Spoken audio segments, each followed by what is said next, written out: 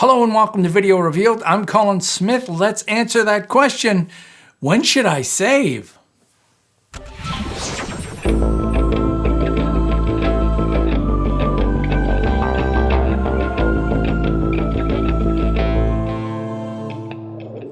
All right, the reason that I came up with this tutorial was I was shocked when I read a post in Reddit where someone said, you know, after working for 90 minutes, does anyone save before they step away from their computer? What? And here's the thing. I think people's attitude for this kind of behavior comes from phones. When you're working with phones, there's not a lot of saving. Everything just saves more like a database. But if you're working in a creative application like Premiere Pro or Photoshop, and you're like me, you save often. In fact, in this edit for this show, I wouldn't be surprised if I saved 300 times. And it's just Control S on Windows, Command S on the Mac. It should just be second nature. Don't trust a computer to save everything. And don't trust automatically saving to the cloud to save your butt. Always save. When I start a new application or start a new project, save. Import media, save. Make a timeline, save. Change any critical settings. And I'm saving anytime I'm unsure of the next step. So if I'm going to make a huge change, like let's just look at this one right here.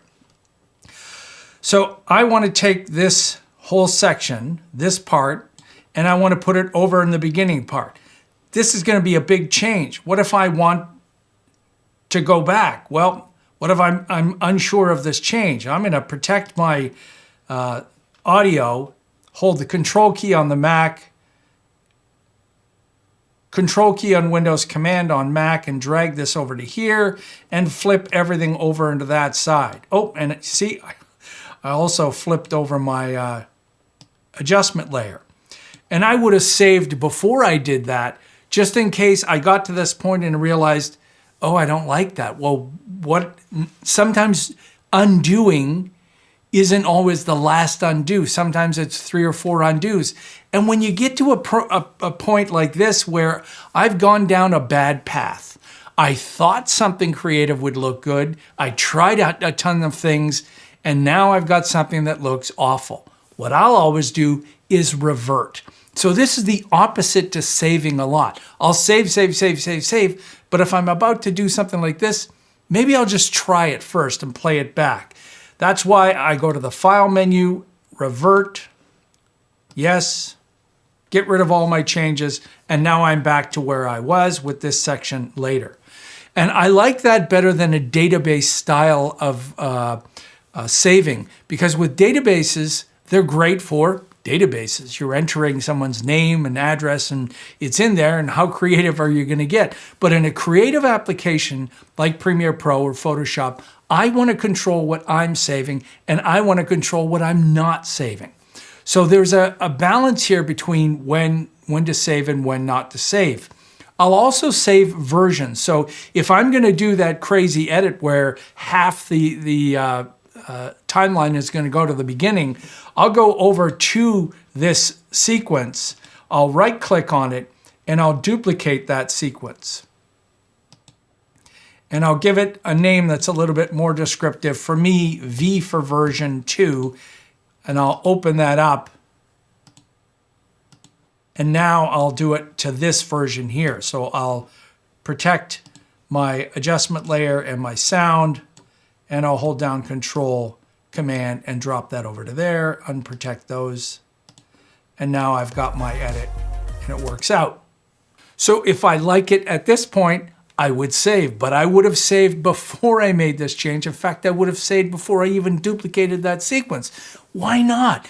It doesn't hurt to save all the time when you're making changes like this. Now let's go into the Edit menu on Windows, the Premiere Pro menu on Mac, Preferences, Autosave.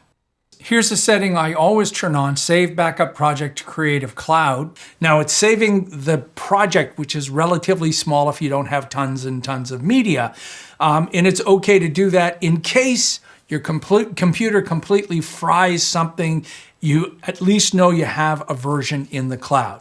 So this is a really simple tutorial, not even a tutorial, just a suggestion. I get shocked when people don't know when to save or why they would even question it. Just save often. If you're an old dog like me, and I know you're out there, you're probably wondering, they really don't save after 90 minutes of editing? During 90 minutes, I would have saved 90 times probably with making those changes. So when to save, when not to save, when to revert, always keep that in your bag of tricks. Hey, if you're new to Video Revealed and you found this informative, take a moment and subscribe. You want to support us some more, you can do that on VideoRevealed.com/shop.